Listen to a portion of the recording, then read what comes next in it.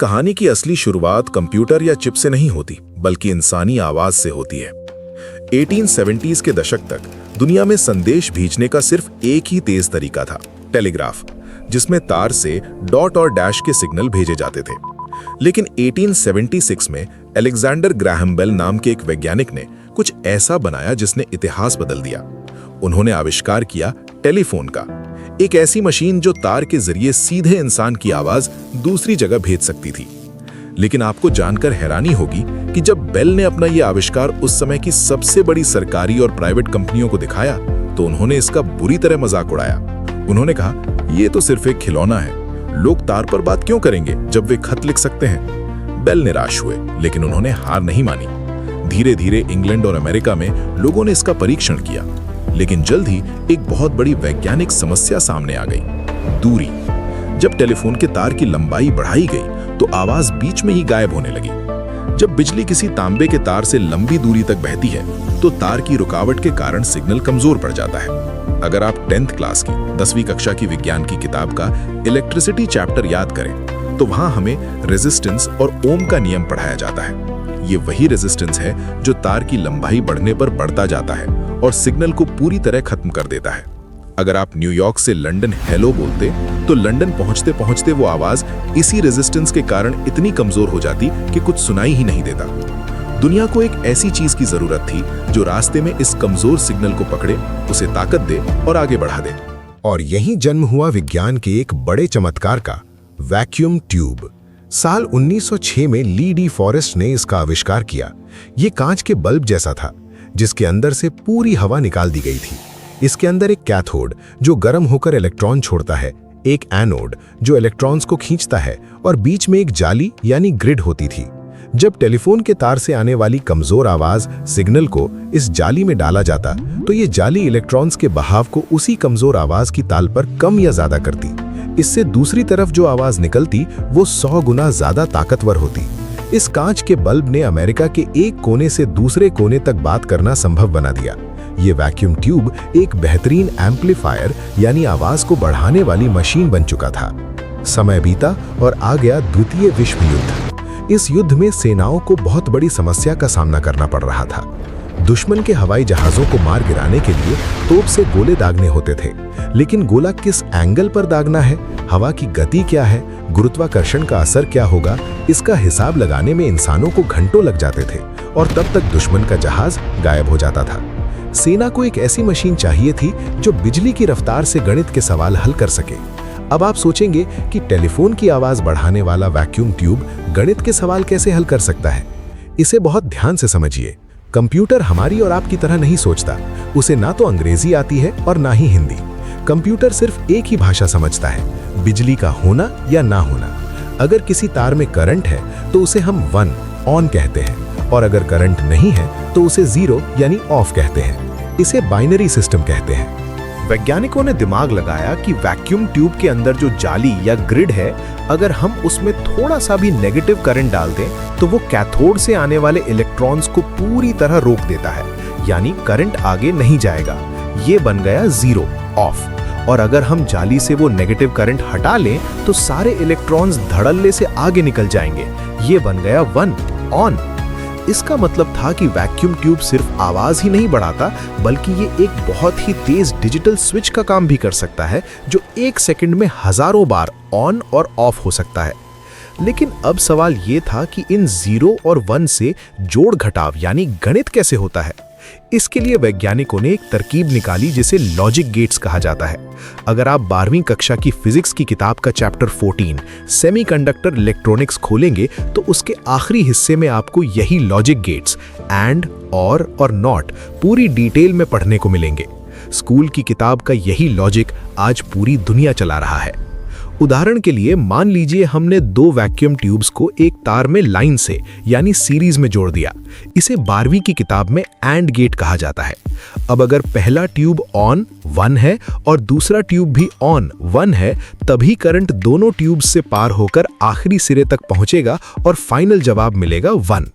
अगर दोनों में से एक भी ट्यूब ऑफ 0 हुआ तो करंट वहीं रुक जाएगा और जवाब मिलेगा 0। इसी तरह एक और गेट होता है जिसे और गेट कहते हैं। इसमें दो ट्यूब्स को समानांतर यानी पैरेलल जोड़ा जाता है। इसमें अगर पहला ट्यूब ऑन 1 है या फिर दूसरा ट्यूब ऑन 1 है, दोनों में से कोई भी एक चालू है तो करंट आगे निकल जाएगा और जवाब मिलेगा 1। आपको ये सुनकर शायद मामूली लगे, लेकिन यही लॉजिक गेट सारे कंप्यूटरों का आधार है। बाइनरी गणित में 1 + 1 का मतलब 2 नहीं होता बल्कि 10 होता है। जब आप कीबोर्ड पर 2 + 2 टाइप करते हैं तो मशीन के अंदर हजारों वैक्यूम ट्यूब्स इन्हीं लॉजिक गेट्स की मदद से ऑन और ऑफ होते हैं। एक ट्यूब दूसरे को करंट भेजता है, दूसरा तीसरे को रोकता है और पलक झपकते ही आपके सामने जवाब आ जाता है 4। इसी गणित को करने के लिए वैज्ञानिकों ने दुनिया का पहला इलेक्ट्रॉनिक कंप्यूटर बनाया जिसका नाम था ENIAC। क्योंकि एक वैक्यूम ट्यूब सिर्फ एक ही स्विच का काम कर सकता था, इसलिए सेना के उन जटिल गणितीय सवालों को हल करने के लिए इसमें 1 या 2 नहीं बल्कि पूरे 18,000 वैक्यूम ट्यूब्स लगाए गए थे। ये कंप्यूटर इतना विशाल था कि इसे एक 50 फुट लंबे कमरे में रखा गया था। लेकिन वैक्यूम ट्यूब्स के साथ 3 बहुत भयंकर दिक्कतें थी।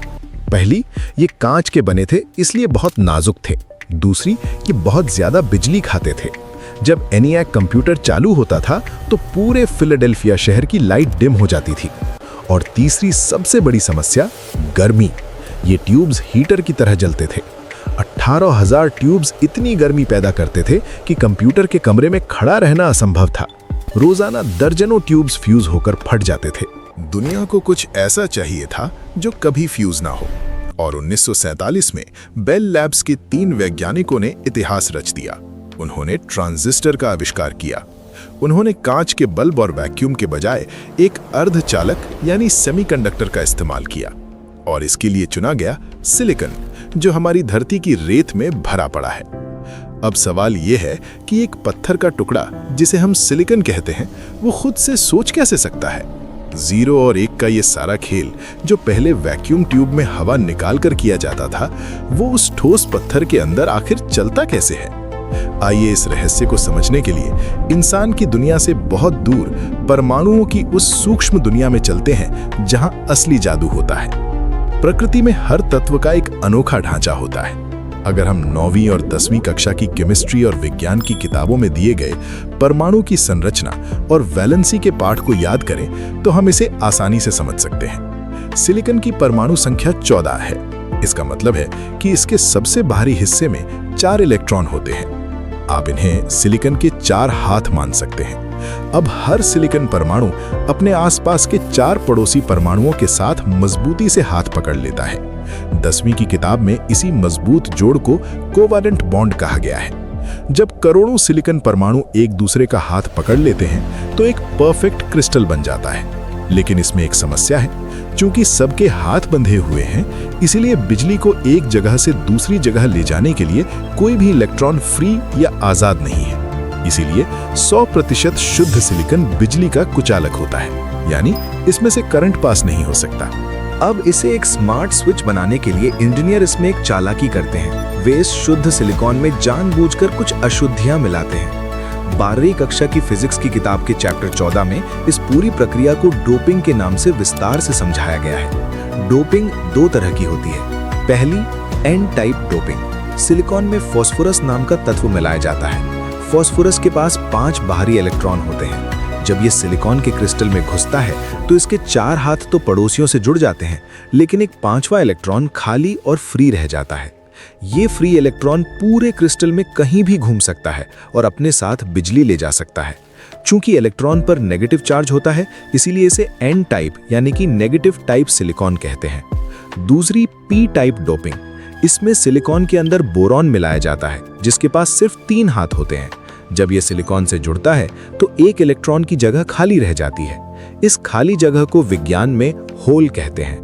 ये होल एक पॉजिटिव चार्ज की तरह बर्ताव करता है, क्योंकि ये इलेक्ट्रॉन्स को अपनी तरफ खींचना चाहता है। इसीलिए इसे पी टाइप यानी कि पॉजिटिव टाइप सिलिकॉन कहते हैं। असली खेल तब शुरू होता है जब हम इस एन टाइप और पी टाइप को आपस में जोड़ देते हैं, जिसे 12वीं की फिजिक्स में पीएन जंक्शन डायोड कहा जाता है। जैसे ही ये दोनों जुड़ते हैं, एन टाइप के कुछ फ्री इलेक्ट्रॉन भागकर पी टाइप के खाली होल्स में गिर जाते हैं। दोनों के बीच के बॉर्डर पर इलेक्ट्रॉन और होल्स आपस में मिलकर एक दीवार बना लेते हैं। किताबों में इस दीवार को डिप्लीशन लेयर कहा गया है। ये दीवार इतनी मजबूत होती है कि अब एन टाइप से कोई भी इलेक्ट्रॉन इसे पार करके पी टाइप में नहीं जा सकता। करंट का बहाव पूरी तरह से रुक जाता है। लेकिन अगर हम इसमें बाहर से एक बैटरी लगा दें तो क्या होगा? अगर बैटरी का पॉजिटिव हिस्सा पी टाइप से और नेगेटिव हिस्सा एन टाइप से जोड़ें, जिसे फिजिक्स में फॉरवर्ड बायस कहते हैं, तो बैटरी का वोल्टेज उस बीच वाली दीवार को धक्का मारता है, दीवार टूट जाती है और इलेक्ट्रॉन तेजी से बहने लगते हैं, यानी हमारा स्विच ऑन हो गया। और अगर हम बैटरी को उल्टा लगा दें, रिवर्स बायस, तो दीवार और चौड़ी हो जाती है, करंट बिल्कुल नहीं बहता, यानी हमारा स्विच ऑफ हो गया। सिलिकॉन ने वैक्यूम ट्यूब का सारा काम बिना किसी कांच, बिना किसी हवा और बिना किसी गर्मी के कर दिया। यही वो सिद्धांत है जिस पर दुनिया का सबसे एडवांस ट्रांजिस्टर, जिसे मॉसफेट कहते हैं, काम करता है। जब छात्र कॉलेज में आते हैं, जैसे FY BSc IT, bachelor of science in information technology first year में, तो डिजिटल इलेक्ट्रॉनिक्स और कंप्यूटर आर्किटेक्चर के विषयों में इसी मॉसफेट की कार्यप्रणाली की गहराई से पढ़ाई होती है। एक ट्रांजिस्टर में 3 मुख्य हिस्से होते हैं: सोर्स, ड्रेन और गेट। आप इसे पानी के एक पाइप की तरह समझें। सोर्स वो जगह है जहां से पानी आता है और ड्रेन वो जगह है जहां पानी जाता है। इन दोनों के बीच पी टाइप सिलिकॉन की एक दीवार होती है जिससे इलेक्ट्रॉन पार नहीं हो पाते। लेकिन इसके ठीक ऊपर लगा होता है गेट, जो पानी के वाल्व यानी टोंटी का काम करता है। जब कंप्यूटर इस गेट पर थोड़ा सा करंट भेजता है, तो गेट का पॉजिटिव चार्ज नीचे मौजूद पी टाइप सिलिकॉन के सारे नेगेटिव इलेक्ट्रॉन्स को अपनी तरफ ऊपर खींच लेता है। इलेक्ट्रॉन्स के ऊपर आते ही सोर्स और ड्रेन के बीच एक पुल बन जाता है। इलेक्ट्रॉन इस पुल से होकर तेजी से बहने लगते हैं। स्विच हो गया ऑन यानी 1, और अगर हम गेट से वोल्टेज हटा देते हैं तो पुल टूट जाता है और इलेक्ट्रॉन का बहना बंद हो जाता है। स्विच हो गया ऑफ यानी 0। जहां एक वैक्यूम ट्यूब आपके हाथ के बराबर होता था, वहीं एक आधुनिक माइक्रोचिप के अंदर ऐसे अरबों ट्रांजिस्टर लगे होते हैं। और ये वैक्यूम ट्यूब की तरह 1 सेकंड में 1000 बार नहीं, बल्कि 1 सेकंड में अरबों बार इसी तरह ऑन और ऑफ होते हैं। ये स्कूल और कॉलेज की किताबों में पढ़ाए जाने वाले लॉजिक गेट्स का ही कमाल है कि आज एक छोटी सी चिप 3D गेम्स चला सकती है, वीडियो एडिट कर सकती है और आर्टिफिशियल इंटेलिजेंस को जिंदा कर सकती है। अब ये समझना बहुत ही दिलचस्प है कि आखिर ये दुनिया की सबसे जटिल मशीन फैक्ट्री में बनती कैसे है। इसे बनाने की प्रक्रिया इतनी जादुई है कि ये किसी विज्ञान कथा फिल्म से कम नहीं लगती। कहानी शुरू होती है आम रेत से, लेकिन ये कोई समुद्र किनारे की साधारण रेत नहीं होती, बल्कि ये सिलिका यानी क्वार्ट्ज से भरपूर रेत होती है। इसे कारखानों में लगभग 1900 डिग्री सेल्सियस के भयानक तापमान पर पिघलाया जाता है। इस पिघले हुए लावा में से सारी अशुद्धियां बाहर निकाल दी जाती हैं, जब तक कि वो 99.999999% शुद्ध न हो जाए। इसके बाद इस पिघले हुए सिलिकॉन में एक छोटा सा सीड क्रिस्टल डाला जाता है और उसे धीरे धीरे गोल घुमाते हुए ऊपर की तरफ खींचा जाता है। इस प्रक्रिया से सिलिकॉन का एक विशाल, परफेक्ट और भारी सिलेंडर तैयार होता है, जिसे इनगॉट कहते हैं। ये इतना शुद्ध होता है कि इसके 1 अरब परमाणुओं के बीच कोई एक बाहरी परमाणु भी नहीं होता। इस भारी भरकम इनगॉट को हीरे की धार वाली आरी से सलामी की तरह बिल्कुल पतले स्लाइस में काटा जाता है। सिलिकॉन के इन पतले गोल टुकड़ों को वेफर कहते हैं। कटने के बाद इनकी सतह खुरदुरी होती है, इसलिए इन्हें खास रसायनों और मशीनों से तब तक पॉलिश किया जाता है जब तक कि ये एक परफेक्ट शीशे की तरह चमकने न लगे। अब आप सोचेंगे कि अगर इसे इतना शुद्ध रखा गया है, तो हमने पहले फास्फोरस और बोरॉन मिलाने की बात क्यों की थी? दरअसल ये 100% शुद्ध वेफर एक खाली कैनवस की तरह होता है। एक बार जब ये बेस तैयार हो जाता है, तब इंजीनियर इसके ऊपर जानबूझकर बिल्कुल सटीक जगहों पर बोरॉन और फास्फोरस की डोपिंग करते हैं, ताकि इस पत्थर को एक स्मार्ट दिमाग में बदला जा सके। अब शुरू होता है इस वेफर को दिमाग देने का काम। इस वेफर के ऊपर एक खास केमिकल की परत चढ़ाई जाती है, जिसे फोटोरेसिस्ट कहते हैं। ये केमिकल रोशनी पड़ते ही अपना आकार बदल लेता है। इसके बाद एक मास्क का इस्तेमाल किया जाता है, जिस पर चिप के करोड़ों ट्रांजिस्टरों का नक्शा छपा होता है। अब इस मास्क के ऊपर से बेहद शक्तिशाली एक्सट्रीम अल्ट्रावायलेट रोशनी डाली जाती है। रोशनी मास्क के खाली हिस्सों से गुजरकर वेफर पर पड़ती है और वहां के केमिकल को पिघला देती है। आप इसे ऐसे समझ सकते हैं जैसे कैमरे की रील पर रोशनी डालकर तस्वीर छापी जाती है, लेकिन ये इतने छोटे स्तर पर होता है जिसे हम खुली आंखों से देख भी नहीं सकते। जिस हिस्से पर रोशनी पड़ी और केमिकल पिघला, उस हिस्से को खास एसिड से धोकर साफ कर लिया जाता है, जिसे इचिंग कहते हैं। इसके बाद उस खाली जगह पर अलग अलग गैसों और आयनों की बारिश की जाती है, डोपिंग, जिससे सिलिकॉन के उस हिस्से में बिजली को चालू या बंद करने की ताकत आ जाती है। ये प्रक्रिया सिर्फ एक बार नहीं होती। एक चिप के अंदर अलग अलग सर्किट बनाने के लिए वेफर पर तांबे और अन्य धातुओं की परत दर परत 100 से ज्यादा बार बिछाई जाती है। ये बिल्कुल वैसा ही है जैसे किसी बड़े शहर में एक के ऊपर एक 100 मंजिला हाईवे और पुलों का जाल बिछाया जा रहा हो, जहां से करोड़ों गाड़ियां बिना टकराए गुजर सकें। और सबसे हैरान करने वाली बात यह है कि ये सारा काम जिन विशाल फैक्ट्रियों में होता है, उनके अंदर के क्लीन रूम्स किसी भी अत्याधुनिक अस्पताल के ऑपरेशन थिएटर से 10,000 गुना ज्यादा साफ होते हैं। इसे ऐसे समझिए कि इंसान के सिर का एक बाल करीब 1 लाख नैनोमीटर मोटा होता है, जबकि आज की चिप के अंदर ट्रांजिस्टर के रास्ते सिर्फ 2 से 3 नैनोमीटर चौड़े होते हैं। अगर क्लीन रूम की हवा में तैरता हुआ धूल का एक अदृश्य कण या इंसान की सांस से निकली एक छोटी सी भाप भी वेफर पर गिर जाए, तो वो उस नैनो सर्किट के लिए किसी बड़े उल्का पिंड के गिरने जैसा होता है। पूरा रास्ता टूट जाएगा और करोड़ों की चिप शॉर्ट सर्किट होकर कबाड़ बन जाएगी। यही कारण है कि इन फैक्ट्रियों में काम करने वाले इंजीनियरों को सिर से पैर तक खास सफेद लिबास पहनना पड़ता है, जिसे बनी सूट कहते हैं। वे न तो अंदर खांस सकते हैं, न मेकअप लगा सकते हैं और न ही परफ्यूम का इस्तेमाल कर सकते हैं, क्योंकि एक छोटी सी अशुद्धि महीनों की मेहनत को 1 सेकंड में बर्बाद कर सकती है। 1980 के दशक तक अमेरिका और जापान माइक्रोचिप्स के बादशाह थे, लेकिन फिर ताइवान के मॉरिस चैंग ने पूरी गेम पलट दी। उन्होंने 1987 में TSMC की स्थापना की। उनका मॉडल सीधा था, हम अपनी कोई चिप डिजाइन नहीं करेंगे, हम सिर्फ दूसरों के डिजाइन्स को अपनी फैक्ट्री में बनाएंगे। इसे फाउंड्री मॉडल कहा गया। इससे एप्पल और एनवीडिया जैसी कंपनियों को अपनी फैक्ट्री लगाने में अरबों डॉलर खर्च नहीं करने पड़े। आज दुनिया की 90% सबसे एडवांस्ड चिप्स सिर्फ ताइवान में बनती हैं। ताइवान ने चिप्स को अपनी सिलिकॉन शील्ड बना लिया है। तो भारत इस रेस में पीछे क्यों रह गया? सच ये है कि हम पीछे नहीं थे। 1983 में भारत सरकार ने मोहाली में SCL सेमीकंडक्टर कॉम्प्लेक्स लिमिटेड की स्थापना की थी। हम ताइवान से सिर्फ 1 या 2 साल पीछे थे, लेकिन 1989 में वहां एक रहस्यमयी आग लगी जिसमें पूरा प्लांट जलकर राख हो गया। ये सिर्फ एक इमारत की आग नहीं थी, ये भारत के हार्डवेयर सपनों की चिता थी। इसके बाद 1991 के आर्थिक सुधारों में हमारा सारा ध्यान सिर्फ सॉफ्टवेयर पर चला गया। चिप फैक्ट्री लगाने में 1.5 लाख करोड़ रुपए, हर दिन करोड़ों लीटर अल्ट्रा प्योर पानी और बिना 1 सेकंड रुके बिजली चाहिए होती है। भारत में इस इकोसिस्टम का न होना हमें ले डूबा। लेकिन आज तस्वीर बदल रही है। टाटा और माइक्रॉन जैसी कंपनियां अब भारत में नए प्लांट्स लगा रही हैं। हम 30 साल लेट हैं, लेकिन भारत ने अब दौड़ना शुरू कर दिया है। लेकिन आज ये तकनीक एक बहुत बड़े खतरे के सामने खड़ी है। दशकों से चिप्स का आकार छोटा होता जा रहा है। आज कंपनियां 2 नैनोमीटर चिप्स बना रही हैं। 1 नैनोमीटर 1 मीटर का 1 अरबवां हिस्सा होता है, यानी इंसान के DNA से भी छोटा। और जब बात 2 नैनोमीटर पर आती है, तो ये हमारी 12वीं कक्षा या BSc की किताबों के सामान्य नियमों से बहुत आगे निकल जाती है। यहाँ से शुरू होती है एडवांस्ड क्वांटम मैकेनिक्स। जब आप ट्रांजिस्टर को इतना छोटा कर देते हैं, तो फिजिक्स के रोजमर्रा के नियम काम करना बंद कर देते हैं। 2 नैनोमीटर पर जाकर सबसे बड़ी समस्या आती है, जिसे क्वांटम टनलिंग कहते हैं।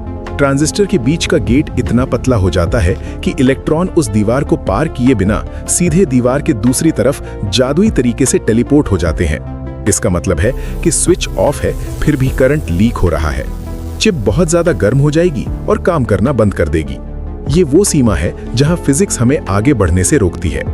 10वीं कक्षा के ओम के नियम से शुरू होकर 12वीं के लॉजिक गेट्स और सेमीकंडक्टर से गुजरते हुए कॉलेज के डिजिटल इलेक्ट्रॉनिक्स तक, ये कहानी अब 2 नैनोमीटर के क्वांटम जादू तक पहुंच गई है।